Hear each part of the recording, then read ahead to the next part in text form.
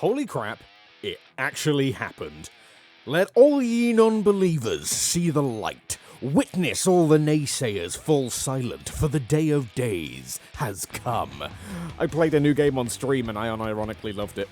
So for all of you who said I'm just being negative about everything for the sake of being negative, feast your eyes as I spend the next indeterminate amount of time lavishing praise on a genuinely very enjoyable game that won me over almost instantly. See, it turns out that putting Danny Trejo in an advert that blasts a whole bunch of universally acknowledged awful practices that still somehow manage to remain entirely ubiquitous wins you a few hype points from yours truly. I'd already had my eye on this game anyway, because if you can honestly tell me that you're not interested in a game where you play as a steampunk cowboy slicing his way through a horde of undead beasties, then I'm not inviting you to my birthday party. I just feel like we'd have nothing to talk about. But hearing the advert so brazenly and unashamedly calling out these horrible habits we all just kind of go along with now, it was a very good start. You play as a vampire hunter by the name of Jesse Rentier. Rentier. Rentier? Rentier! Fucking Jesse, as he does some aforementioned murdering of undead monsters. The game wastes absolutely no time setting up the tone. We get a small preamble establishing that vampires are in fact a thing and there are professional vampire hunters who want them dead. Right away, we have a train travelling across an oversaturated orange desert, two rugged gunslingers on horseback pushing through the heat on their way to intercept the Iron Horse and put a stop to the nefarious plans of the owner of the train. Next thing you know, you've blown up a bridge and you're fighting off the undead monsters in turd. No messing around, right into the action. The level design follows a linear path for the whole game, but it never feels like you're on tracks and only have one way to go. I mean, there are parts where you are literally on tracks but only have one way to go, but that's beside the point. While the levels aren't sprawling open-world affairs, you have opportunities to look for secrets and extra upgrade materials. Some paths will just take you to a big bag of cash, others will have chests with unlockable perks in them. Maybe you'll find a stash with new weapon and character skins. Yes, that's right, cosmetics are unlockable in the game by finding them while you play. God bless you, Mr. Trejo. I don't want to get too deep into the story or do a full run-through of what happens because, honestly, you have to play this game for yourself. Yes, it's a cool story, it has great world building. Given that it's an alternative history of America, you can assume most of the world is as we understand it already. It's just a bit more steampunky and infested with monsters. It also means that there are now 2 American presidents that have been involved in vampire hunting in one way or another. I look forward to another game where you play as Theodore Roosevelt travelling across the wastelands of the Old West, taking out the undead with the power of his magnificent mustache. It also has some nice character moments that really give you a sense of who these people are and why you should like or dislike them, rather than just saying, this is the good guy, like him because you're supposed to. I think they nailed the tone of the world as well. It takes itself seriously enough that you buy into the situations and the emotions of the characters, but never seriously enough for the atmosphere to become oppressive or unpleasant. It's got a lot of gore in it, but it's so cartoonishly done that it feels really silly even considering describing it as gory. Do you pull monsters in half and cut off limbs and decapitate people while lightning flies around, arcing from broken bone fragments, while you walk through ankle-high puddles of blood and corpses?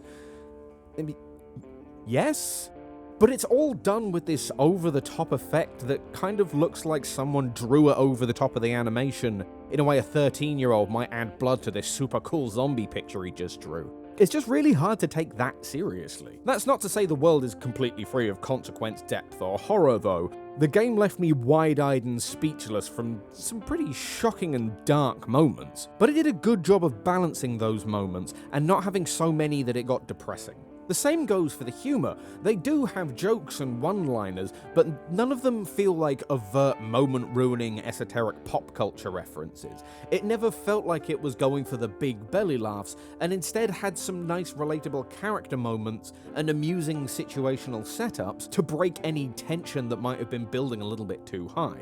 All of that is wonderful and should be experienced firsthand, but if it wasn't there, had the story structure just been go here and kill monsters because video games, I think I'd still have loved this game. One phrase that came to my mind, and clearly the mind of most people in the Twitch chat, as they kept saying it as well, BoxFortBarbarian on Twitch, by the way, plug, was old school PS2 action game.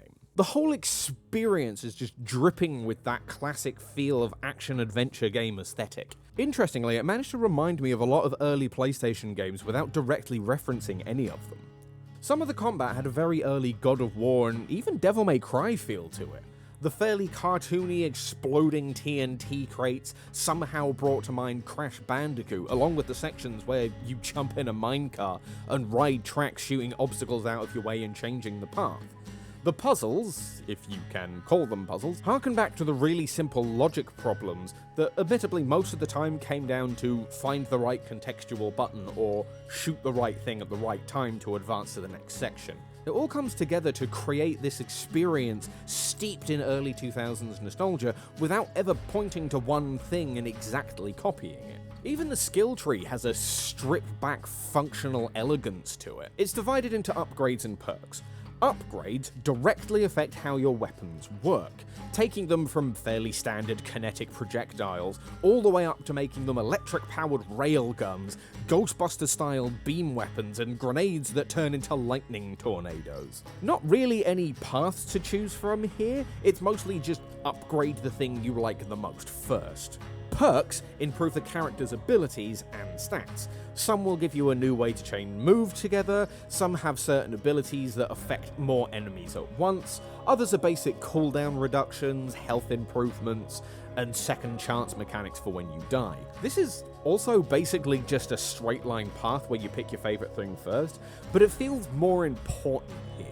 I didn't take the time to read them early on because I just wanted to play the game, but some of the perks in here would have been really helpful early on had I been smart enough to actually work towards them rather than just winging it and picking things at random. This really played into the pacing of the game. I don't think the individual enemies changed in difficulties or stats. You just find higher densities of them and more difficult varieties of enemy as the game goes on. Unlocking some of these perks felt like flicking a switch. Suddenly enemies I'd been struggling with for a good chunk of the game just started dropping like flies as I learnt to implement these new skills.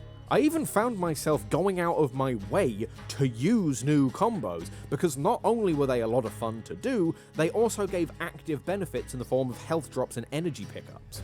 There's something very satisfying about lassoing 3 monsters, uppercutting them all into the air, using the 6-shooter to juggle the one in the middle, then grab him with the electric lasso again, slam all of them into the ground for an AoE explosion that drops power-ups for you. Now, I'd be lying if I said I had a perfect experience with this game.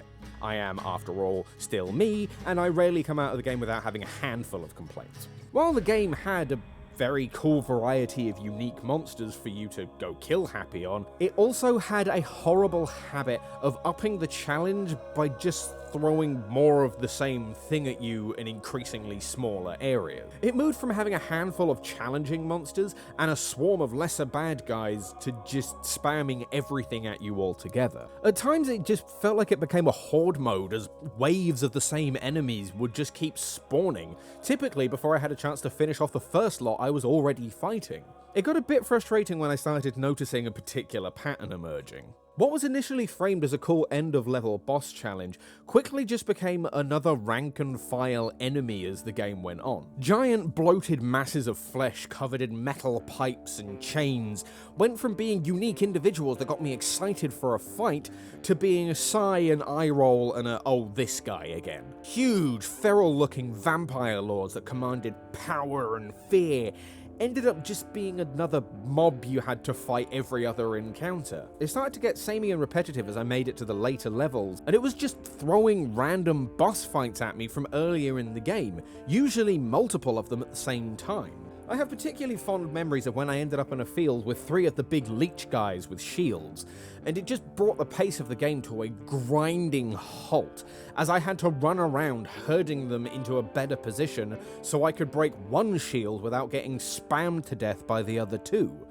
It wasn't a fun challenge, it was just a ball ache and a waste of time. Now, I do have to temper this complaint by saying that while they did reuse a lot of bosses from the start of the game, that doesn't mean that they didn't have a few really solid, challenging one-off bosses. I'm not showing any of them here because they directly tie into the story revelations that I have no intentions of spoiling. I will say that these are the kind of boss designs and challenges I want to see in more games. You have to learn the patterns that are unique to that one situation. It doesn't flood the room with random additional enemies, forcing you to crowd control the annoyance. Each of these fights made you consider all of the tools at your disposal and when they would best to be used.